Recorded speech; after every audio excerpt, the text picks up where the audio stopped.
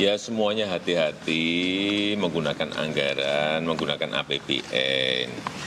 Karena semuanya akan diperiksa oleh kepatuhannya pada perundang-undangan oleh BPK.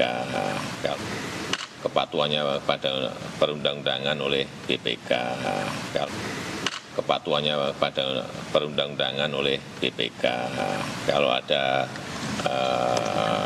penyelewengan misalnya itu urusannya bisa dengan aparat penegak hukum.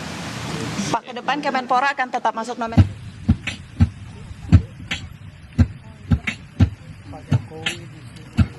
Ini zaman digital, era teknologi. Selamat berkarya. Salam dari Jokowi.